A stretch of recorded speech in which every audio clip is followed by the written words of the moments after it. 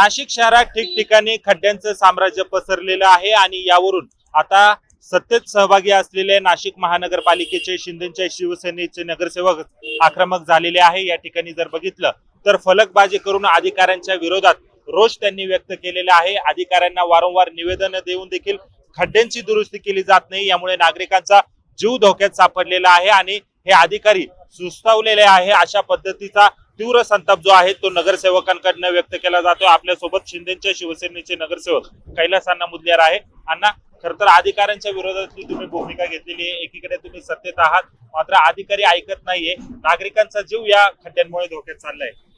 हा हिंदू हृदय सम्राट यांच्या संकल्पनेतून झालेला हा सर्वात प्रथम उत्तर महाराष्ट्रातले उड्डाणपूल आहे आणि याची ही अवस्था होणं आणि तो माझ्या प्रभागामध्ये जे मला निंदिनी आहे, त्याच्यामुळे मी आता ही परिस्थिती बघितली। यांनी जो रस्ता उकरलेला आहे तो पावसाळ्याच्या अगोदर उकरला नाही, उकरल्यानंतर त्यांनी सर्फेसिंग करून द्यायला पाहिजे होते त्याच वेळेस, पण ठेकेदार मनमानीचे कारभार करतायत। अधिकाऱ्यांना विचारलं तर अधिकारी म्हणतात सांगतो करतो, हेच उत्तर सगळ्यांना भेटतात।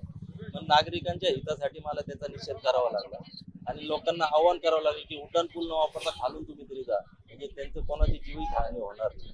अण्णा, किती वेळेस तुम्ही खर तर अधिकाऱ्यांना निवेदन दिले आणि यावर शहर अभियंत्यांचं नेमकं काय म्हणणं आहे? मी रेग्युलरली मला जसे फोन येतात तसे मी फोन करतो, 2-3 वेळेस निवेदन देऊन झाले। अभियंत्यांना मी परवा रात्री पण फोन केला होता, एक जोडपं पडलं रात्री 9:30 वाजता।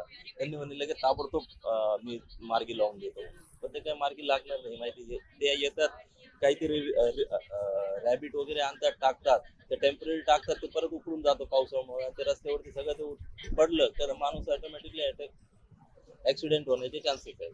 अण्णा, या सगळ्या प्रकाराची तुम्ही खर तर पक्षाच्या वरिष्ठ नेत्यांकडे तक्रार करणार आहात का? मी केली आहे। त्यांनी पण महासभा विशेष महासभा बोलवा म्हणून सांगत होते, पण अजूनपर्यंत तसं काही दिसत नाही। त्याच्यामुळे मी आमच्या नेत्यांकडे सांगितलेले, तर त्यांनी मग सांगितलं की तुम्ही तुमच्या पद्धतीने निषेध नोंदवा। मात्र या सगळ्या प्रकारामुळे कुठेतरी नागरिकांचा जीव धोक्यात आला असं वाटत नाही? हो, आहेच, तसं झालेलेच आहे। त्याच्यामुळेच हा फलक लावायची पाळी आली की नागरिक पडतायत आणि त्यांचे कॉल आम्हाला येत आहे।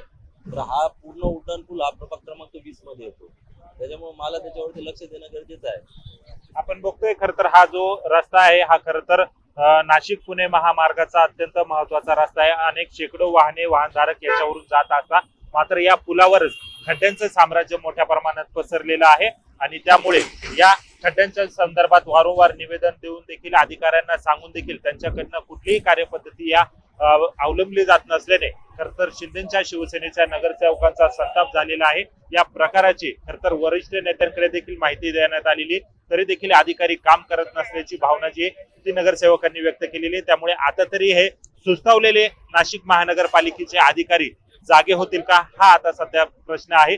मात्र यावर आता काय तोडगा निघतो हे देखील पाहणं तितकंच महत्वाचं ठरणार आहे। महेश माले, लोकशाही मराठी, नाशिक। लोकशाही मराठी ऐका, पहा, जागरूक रहा।